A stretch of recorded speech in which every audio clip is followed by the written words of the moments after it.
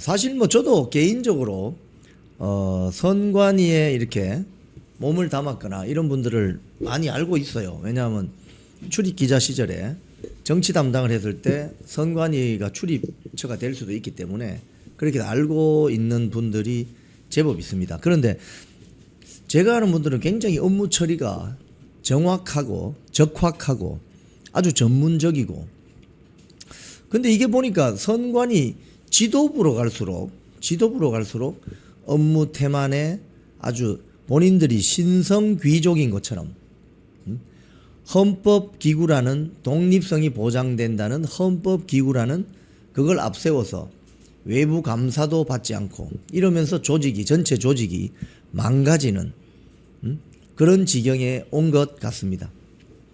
오늘 조간신문 기사를 보면 그렇습니다. 이 선관위라는 조직이 왜 이렇게 됐을까?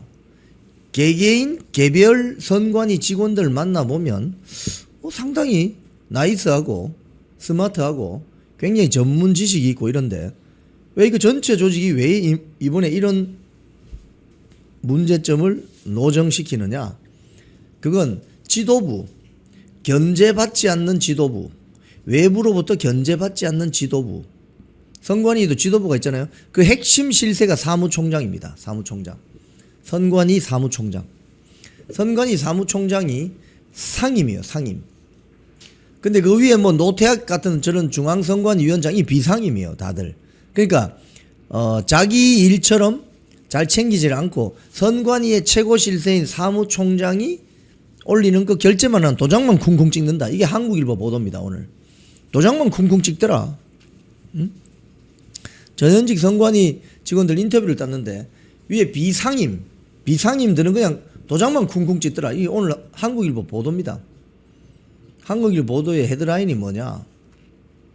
도장만 쿵쿵 선관위 전현직들 입 열었다. 신의 직장 괜히 나온 말이겠나? 신성귀족이다 이 말이죠 이게. 도장만 쿵쿵 찍는다.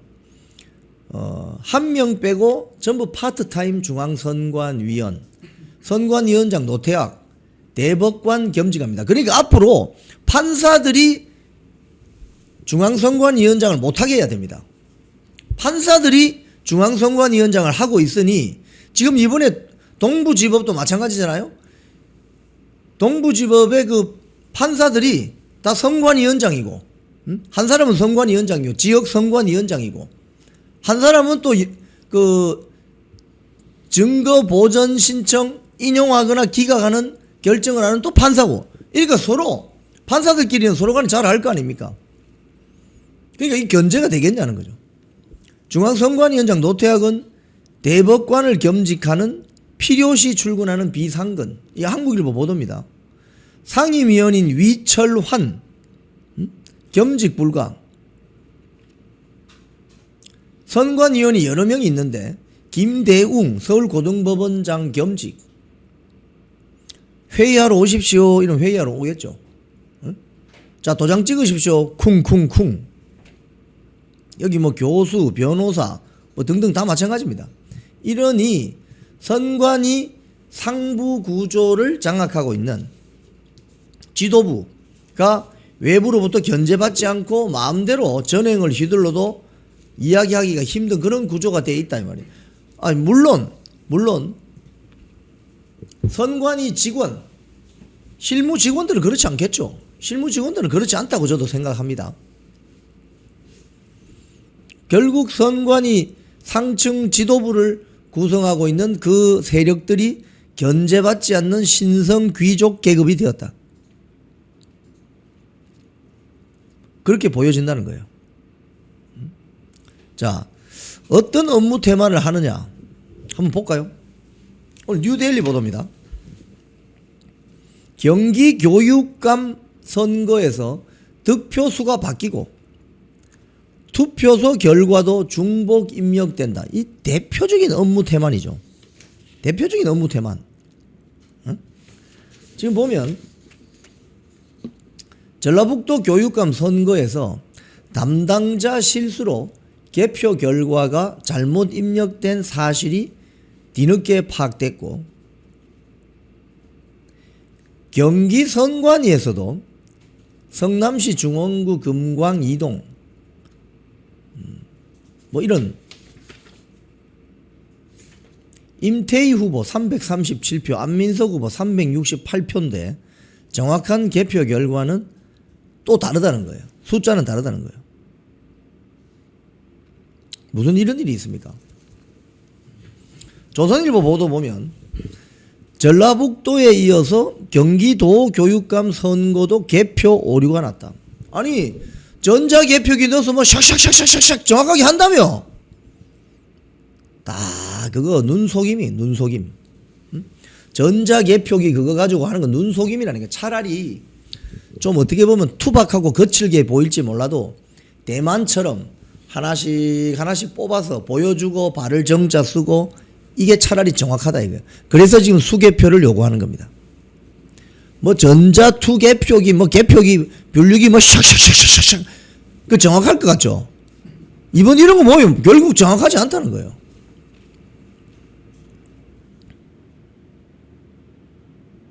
근데 이 세력들이 잘 하는 말 있잖아요. 아 그거 있잖아요. 당락에는 큰 변화가 없습니다. 저희들이 한 수백 표 잘못 오류 입력 오류 있었는데요. 당락에는 변화가 없습니다. 이런 식으로 해서 빠져나갑니다.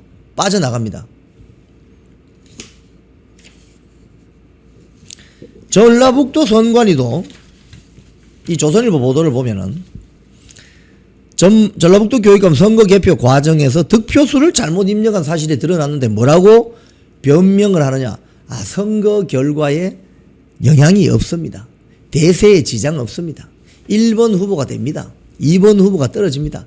그 몇백 표 차이로 대세 지장은 없습니다. 이런 식으로 해서 빠져나가죠. 한 표라도 부정이 있으면 그 선거는 스톱돼야 된다는 겁니다. 이 조선일보 보도에 보면 이런 게 있습니다. 선관위 개혁을 주장했던 한 전직 국회의원 인터뷰입니다. 내가 선관위 눈밖에 나버리니까 날마다 선관위에서 우리 회계 직원에게 전화가 와서 유권자에게 밥을 안 사준 걸 직접 입증하라고 압박했다. 선거 관리는 엉망이면서 선거법과 정치자금법 조사를 무기로 갑질한 것이다. 다른 국회의원 또 말은 이렇습니다. 정치인들에게는 수사기관이나 법원보다 더 두려운 것이 선관이다. 신성귀족이다 이 말이죠. 업무 태만 또 이런 것도 있습니다. 투표용지 축소. 지금 여러분 이번 국면에서 잘 보셔야 될 것 중에 하나가 투표용지 축소, 부실선거, 투표용지 축소, 부실선거 이렇게 자꾸 용어 혼란 전술을 쓰죠. 투표용지 축소 사태로 촉발된 이번 사태는 투표용지 축소로 일부 부실선거 사무 관리로 몰아가서는 안 되는 겁니다. 왜? 그동안 쌓였던 게 일거이 터지면서 이건 부정선거 사태로 번지고 있는 거예요. 투표용지 축소? 투표용지 부족? 이 말에 헷갈릴 필요가 없습니다. 국민의힘이 투표지가 부족했던 관할 선관위원회에 의결회의록을 제출하라. 중앙선관위 요청했는데 뭐라고 했는지 아십니까? 아, 정치적 중립을 지켜야 하기 때문에 이 회의록을 제출하면은 정치적 중립을 지켜야 하는 선관위원 개개인의 소신 있는 발언이 저해될 수 있다. 심도 있는 안건 심의하는 데도 영향을 미쳐서 선거관리 업무의 공정한 수행에 현저한 지장이 초래될 수 있다. 이런 걸 뭐라고 하는지 아십니까, 여러분? 놀고 있다 이래야 합니다. 놀고 있죠, 완전히. 놀고 있는 거죠. 회의록이 공개되면 정치적 중립을 지켜야 하는 선관위 개개인의 소신 있는 발언이 저해될 수 있다. 정치적 중립을 따지는 게 아니고 투표용지 축소 인쇄를 누가 주도했는지를 밝혀야 될 거 아닙니까? 그게 정치적 중립하고 뭔 상관이 있어요? 이런 걸 놀고 있다고 하는 겁니다.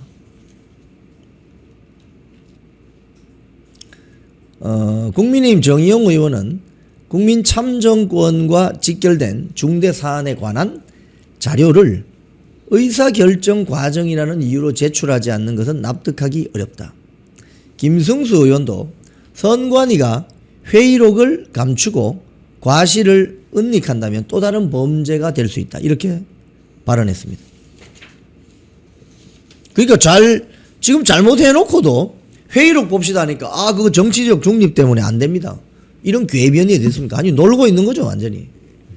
그러니까 이번 기회에 아예 선관위 해체시켜버려야 된다. 이 이야기가 나오는 이유가 이런 데 있습니다 여러분.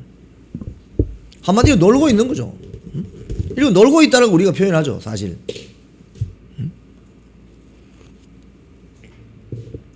자 그런데 이런 개표 오류 사태가 그럼 이번에만 있었느냐? 그게 아니라는 겁니다. 2년 전 총선 때도 개표 오류가 있었는데 그때는 유야무야 넘어갔다는 겁니다. 오늘 조선일보 보도입니다. 이게 이수정 전 후보자 국민의힘 경기 수원정 이수정 후보자 페북 글에서 나타납니다. 경기도 선관위 수영 영통구 선관위는 2024년 5월 10일 치러진 이게 5월 10일 치러졌나요? 하여튼 총선 당시에 경기 수원정 선거구 개표 결과를 잘못 입력했습니다. 여기 내용을 보면 민주당 김준혁, 국민의힘 이수정이 표가 조금 모자라서 떨어졌어요. 그런데 입력이 어떻게 되어 있냐면은 김준혁은 처음에 입력은 69,881표, 이수정은 67,504표 이렇게 해서 이수정은 떨어졌어요. 떨어지고 나서 이 사람들이 찾아왔다는 겁니다. 찾아와서 이거 입력을 잘못했습니다. 후보자가 깜짝 놀랄 것 아닙니까? 그런데 입력은 어떻게 잘못됐느냐? 결과는 변함이 없습니다. 민주당의 김준혁이 당선됐어요. 이수정은 떨어졌어요. 근데 김준혁 표는 더 늘어납니다. 79,970표. 이수정 표도 살짝 늘어나요. 68,656표. 근데 이유가 뭐냐? 무효 투표수를 잘못 기입했다는 겁니다. 그러니까 투표 용지 중에 무효 처리된 것을 김준혁한테 보내고 이수정한테 보내고 이렇게 해서 맞추었다는 겁니다. 이수정 국민의힘 경기 수원정 당협위원장은 조선일보에 통화해서 이런 이야기를 합니다. 2달 뒤에 선거 있고 나서 2년 전에 선거 있고 나서 2달 뒤에 선관위 직원이 찾아왔다. 개표를 잘못 입력했다고 하더라. 당선과 낙선이 바뀐 건 아니라서 확인서에 서명하고 넘어갔다. 근데 지금 벌어지는 일을 보니 당시 문제 제기를 하지 않고 안일하게 넘어간 것 같다. 근데 문제는 선관위가 아직도 그 개표 숫자를 정정하지 않고 있다는 겁니다. 왜 그렇죠? 이거 뭐 대표적인 업무 태만 아닙니까? 이것도 상습적으로 2년 전에도 그랬고 이번에도 그렇고 상습적이다 이거예요. 상습적인 업무 태만을 어떻게 해야 됩니까 여러분? 범죄가 그 재판부에서 판단할 때 이거 문제다, 이거 심각한 문제다라고 할 때는 범죄의 의도성이 있었느냐 또는 상습적이었나 이거를 많이 따지거든요. 이거 상습적인 상습. 이런 건 용서가 되겠습니까? 용서가 안 되죠. 뉴데일리 보도를 보면 또 이런 게 있습니다. 제가 이런 용어는 또 처음 들어봅니다. 특별정여금이라는 게 있답니다. 쉽게 이야기하면은 일 열심히 했다고 인센티브를 뭐 10만원씩 뭐 15만원씩 이렇게 직원들에게 주는 거예요. 선관위 특별정여금이 2억 원이 편성되어 있다고 합니다. 지금 특별정여금 받게 생겼나? 인센티브 받게 생겼냐고 지금. 조직이 지금 해체돼야 된다 이런 이야기가 나오는데 지금 지들끼리 직원들한테 10만 원씩 15만 원씩. 야, 진짜 여기 이 대목에서는 상습적 업무 태만에다가 파렴치까지 들어가네. 파렴치. 어? 이 내용을 보면은 선관위법 시행령에 따르면은 5급 공무원은 선거 전후 5개월간 월 15만 원씩. 그럼 얼마예요, 이거? 75만 원이네. 5개월간. 그죠? 6급 이하는 5개월 동안 10만 원씩. 그럼 50만 원 준다는 소리네. 소고기 한번 사 먹으라 이 말이네. 그죠? 근데 이게 중앙행정기관들에서는 받지 않는 특별정려금 규정이라는 겁니다. 국회에서도 선관위의 특별정려금이 왜 필요한가 지속적으로 문제를 제기했다고 합니다. 행안위원회 소속의 정성희 전문위원이 이 문제 제기를 했대요. 공무원에 대한 보상은 이미 공무원이 국가로부터 받는 월급, 급여에 포함되어 있는데 별도의 정려금을 지급받는 것은 이중 보상의 성격이 있는 것으로 보인다. 특별한 사유나 공로 없이 본연의 사무에 종사했다는 이유만으로 급여 이외에 월급 이외에 별도의 장려금을 지급하는 이 법례는 선관위법 선거관리위원회법 19조의 2 외에는 찾아보기 어렵다. 이게 바로 신성귀족 단체라는 겁니다. 신성귀족 조직.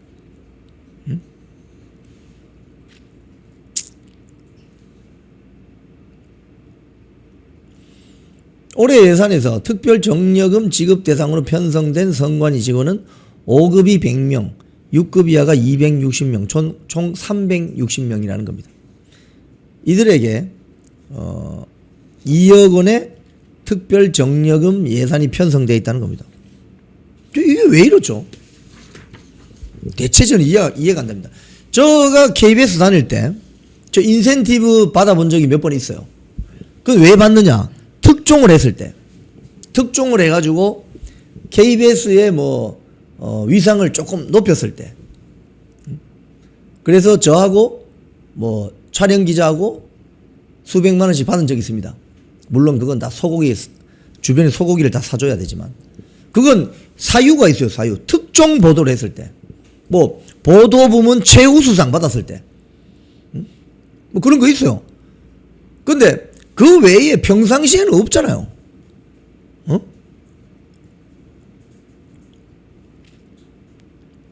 좀 이해가 안 되죠, 이게. 여러분들이 이해가 되십니까? 이해가 안 됩니다, 저는.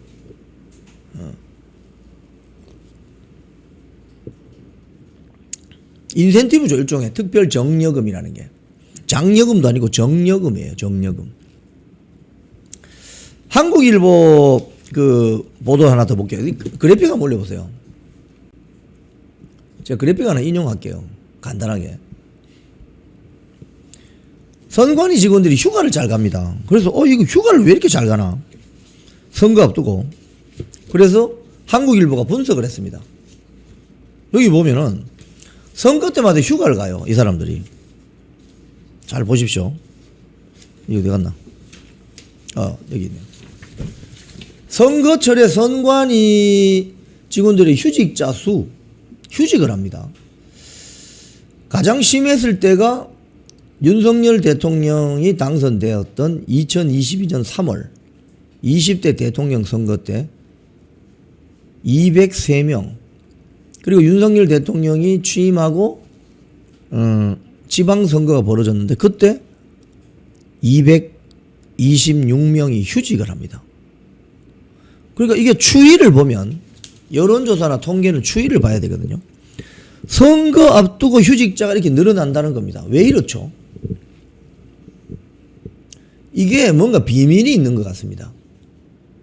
선거철이 되면 오히려 일이 많아지니까 어떻게 보면 직원들이 휴가도 줄이고 이래야 되는데 선거철만 되면은 휴직자가 늘고, 이해가 됩니까, 여러분? 이 깜짝 놀랄 일입니다. 이게 우연이라고 보기에는 선거가 없을 때는 휴직자가 별로 없어요. 근데 선거철이 되면 휴직자가 급증합니다. 왜 이럴까? 이 사람들이 휴직하고 뭐 할까? 예, 내려주십시오. 저 통계가 제가 봤을 때는 굉장히 유의미한 그래픽이에요. 이게 유의미한 통계입니다. 왜 이럴까? 선거 때만 되면 왜 사람들이 휴직해서 부정선거 공작한다고요? 그러겠습니까? 조작하려고 보내버리나? 제가 여러분들 댓글을 좀 읽어드리는데 입력 잘못이 아니라 근본적 문제가 심각하다. 그러니까 입력 잘못이 아니라 뭐 전산 조작하나? 뭐 이런 의심을 사는 거죠 지금. 그러니까 지금 각종 의심이 나오는데 여기에 대해서 선관위는 답을 할 수 있어야 되는데 답을 안 하죠 지금. 정치적 중립을 지켜야 됩니다. 힐링 라이더님, 세팅 값으로 다 해놓고 휴가 가는데 뭐 그렇게 하겠습니까만은 일단 의심이 든다 이거죠. 의심이. 왜 선거를 앞두고 휴직을 낼까? 휴가를 갈까? 사실은 저도 이 공공기업 성격이 강한 KBS에 근무하면서 선거철이 되면은 뭐 선거만 담당하는 TF팀이 만들어져요.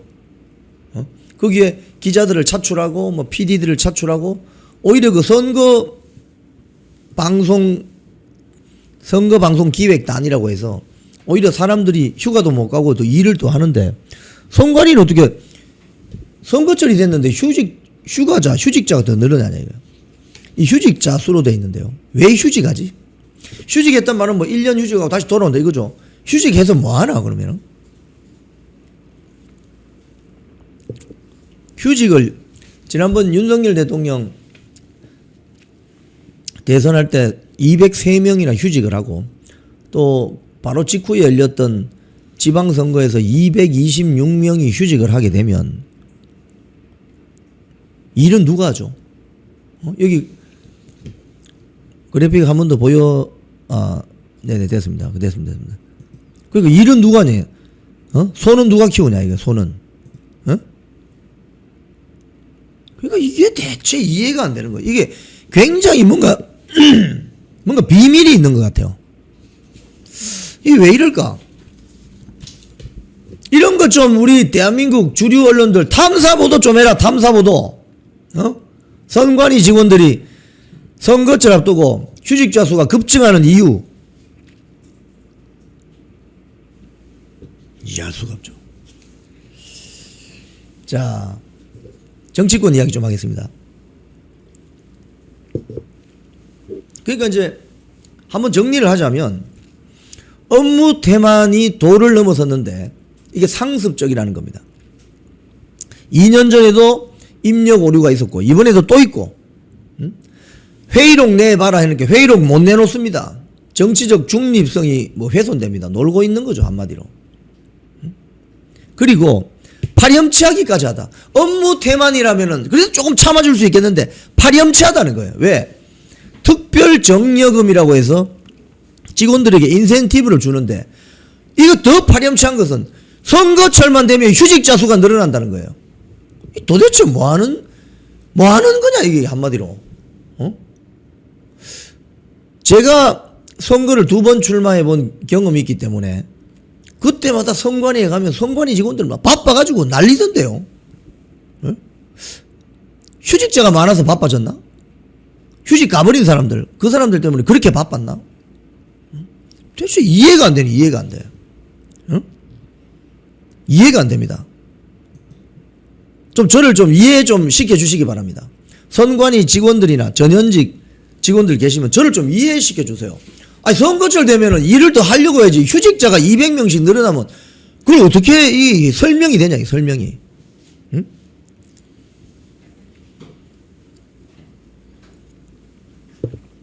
자 정치권 이야기 좀 하겠습니다. 장동혁 국민의힘 대표가 투표 용지 부족에만 당분간 매달릴 것이다. 어제 최고위원회 발언입니다.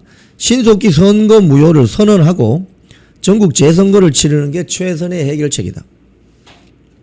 우리 당 110명 의원께서 이 투표용지 부족 사태를 어떻게 해결할지에 대한 답을 먼저 주셔야 한다고 생각한다. 당분간 아무 생각 없이 이것 하나에 매달려 시민과 함께 해결하자. 선관위는 즉각 전국 모든 투표소의 점검을 폐기를 중지시켜야 된다. 국민의힘이 투표용지 국정조사 대상에 청와대도 포함시키자 해서 민주당과 지금 충돌하고 있습니다.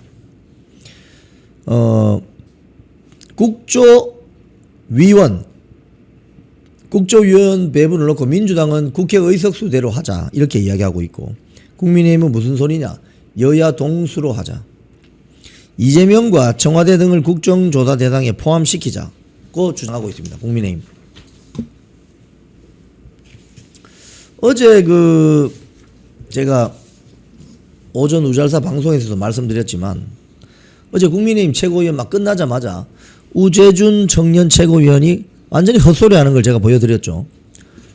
2028년, 그러니까 2년 뒤에 총선이 어마어마하게 중요하기 때문에, 그때 당 지도부를 선출하면 늦다는 거예요. 2028년, 그러니까 내년 8월에 당 지도부를 선출하면, 그로부터 한 8개월 뒤에 있을 총선이 있기 때문에, 그때 되면 당대표 선출하는 게 늦다는 거예요. 그래서 이번 기회에 지도부가 다 사퇴하고 새로운 지도부를 만들어서 2028년 총선을 대비하자 이런 소리를 했습니다. 그런데 이게 정점식 원내대표 선출하기 전에 이런 이야기를 하지 않다가 정점식 원내대표가 선출되고 나니까 이 이야기를 하는 거죠. 최고위원회에서. 왜? 이 자들은 소위 말해서 2028년 총선이 중요하다고 주장하는 자들은 김도읍을 밀었나? 그러니까 자기들이 밀던 원내대표 후보가 꽝이 나니까, 정점식이 되니까 지금 지도부 총사퇴하자 이렇게 이야기하는 거죠. 거기서 어제 말씀드린 것처럼 조광한 최고위원이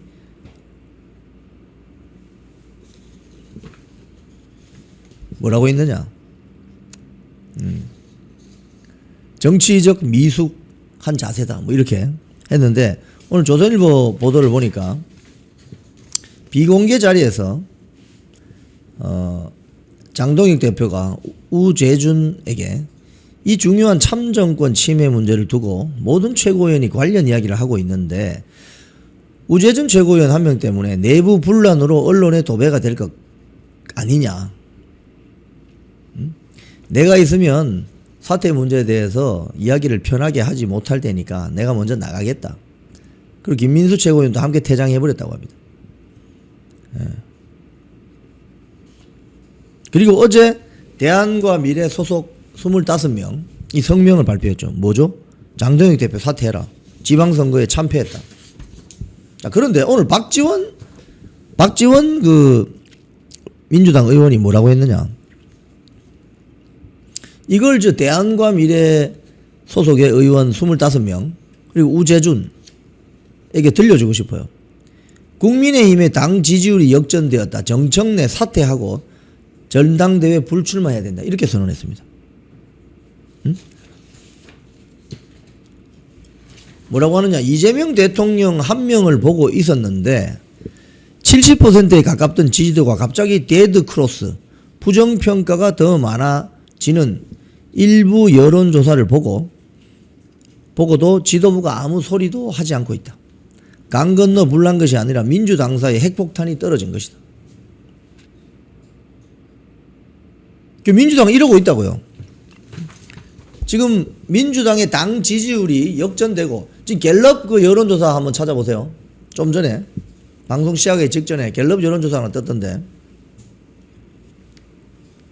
이재명 지지율이 급나겠다, 7%인가 8%, 급나겠다, 이렇게 나오시면 한번 노출시켜 주십시오. 예.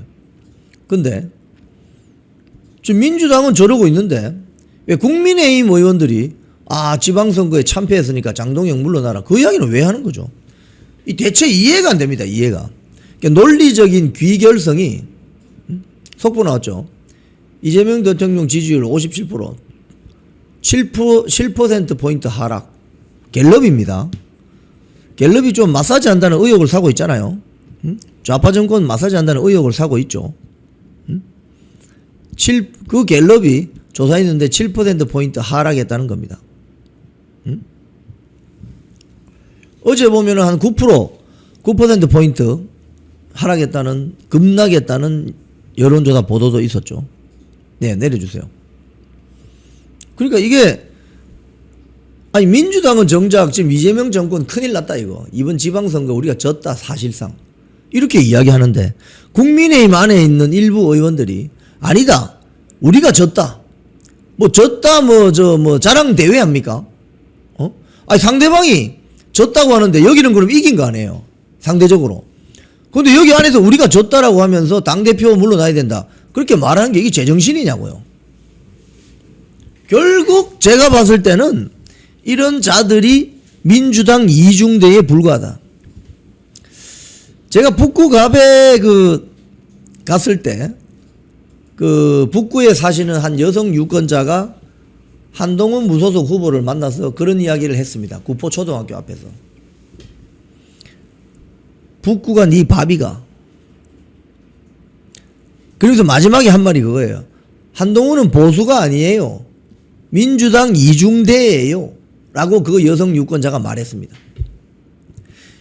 지금 대안과 미래 소속의 25명의 국민의힘 국회의원 또는 우재준 청년 최고위원은 사실상 민주당 이중대 역할을 하고 있는 겁니다. 아니, 민주당의 정치 고수라고 하는 박지원조차도 야, 이거 완전히 민주당 지지율 폭락하고 큰일 났어. 당대표가 책임지고 전당대회 나올 생각도 하지 마. 이번 지방선거는 우리가 진 거야. 라고 하는데 국민의힘, 상대 당에 있는 국민의힘 국회의원들이 아닙니다. 우리가 졌습니다. 그러니까 장동혁 대표 나가야 됩니다. 이게 말이 되냐고, 이게. 정체성 이중된 거지. 정체성 이중된 거죠. 이중대. 참 희한한 일이 벌어지고 있습니다. 칭찬 릴레이도 아니고 완전히 그냥 선거 망쳤다고 서로 이야기하는 이런 게 여러분 이해가 되세요? 이해가 안 되는데 저는. 자, 오늘 뉴스 브리핑 마지막. 오늘 동아일보 사설에서 이런 게 있습니다. 민노총이 정년 연장을 65세까지 정년 연장을 이번 상반기에 입법 촉구하는 기자회견을 했는데 지방선거 전에 동아일보 사설 제목이 이렇습니다. 법정 정년 2037년까지 65세로 이렇게 해놓고 땡땡땡 청년 채용 위축 없어야. 여러분 이게 얼마나 위선적인 제목입니까? 4050들이 정년을 연장해서 65세로 지금 현행 60세잖아요. 정년 보장받는 직장이 그렇게 많지는 않습니다. 대한민국에. 대기업 위주로. 그 정년이 60세인데 65세로 늘리면 청년 일자리가 줄어드는 게 당연한 거 아닙니까? 나라의 100년 대계를 위해서 정년 연장 이슈는 올 수도 시켜야 된다고 저는 생각해요.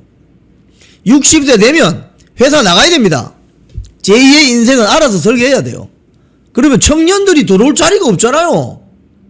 지금 여러분 2030 청년들이 어떤 점을 고민하고 있느냐. 뼈아프게. 내가 결혼할 수 있을까? 양질의 일자리를 잡을 수 있을까? 내가 좋아하는 사랑하는 배우자가 될 사람하고 결혼해서 아들 딸 놓고 알콩달콩 살 수 있을까? 서울 주변에 아파트라도 조그마한 아파트, 국민형 아파트라도 한 채 내가 마련할 수 있을까? 이 꿈을 가지고 있는데 기존 대기업 노조 중심의 정규직 직원들이 정년 연장을 60세에서 65세로 해버리면 어떻게 돼요 이게? 청년들 일자리 생기겠어요? 이건 아니다. 이건 어? 동아일보 무엇이나 가뜩이나 얼어붙은 청년 고용시장에 충격을 줄 수 있다. 그러면 충격을 줄 수 있기 때문에 정년 연장 논의를 하지 말아야 된다. 이렇게 결론 내야 되잖아요. 엉뚱한 결론을 냅니다. 지금 정년 연장 이슈는 현행 대기업 노조에 소속되어서 정년이 보장되고 있는 그 사람들에게는 엄청난 이슈죠. 그리고 이건 제가 봤을 때는 다음 대선 이슈입니다. 민주당과 저 당은 이 정년 연장 이슈를 가지고 4050 표를 더 많이 얻으려고 할 거예요. 하지만 그것은 우리 2030 청년의 미래를 망치는 겁니다. 애를 놓지 않습니다. 결혼을 하지 않으니까. 그럼 휴전선은 누가 지킵니까? 4050들이 예비군 가서 지킬 거예요? 에? 그럼 여성 예비군도 생기는 겁니까? 자기가 권리를 누리는 만큼 국가에 대해서 책임과 의무도 있는 거잖아요. 문제입니다. 지금 전부 예비군들 나가서 휴전선 지켜요? 젊은 애들이 없어서? 콩TV를 사랑하시는 시청자 여러분, 대한민국은 지금 체제 전쟁 중입니다. 연성 파시즘 체제로 갈 것이냐, 아니면 자유민주주의 체제를 지킬 것이냐, 이를 위해서는 결단과 용기가 필요합니다. 민주당의 정보통신망법이 통과되어서 오는 7월부터 시행이 됩니다. 이렇게 되면 언론 자유 훼손은 물론이고 자유우파 유튜버들의 산업 생태계에 심각한 지장이 예상됩니다. 여러분, 어떻게 해야 되겠습니까? 여러분들의 도움이 필요합니다. 여러분들이 우잘사 회원에 가입하셔서 대한민국 체제 전쟁에 승리하고 국민의힘 장동혁 지도부를 지켜내고 정보통신망법을 비롯한 언론 자유를 심각하게 훼손하는 여당발 공세에 대응해 주시기 바랍니다. 우잘사 회원 많이 가입하셔서 함께 가는 여정을 만들어 갑시다. 감사합니다.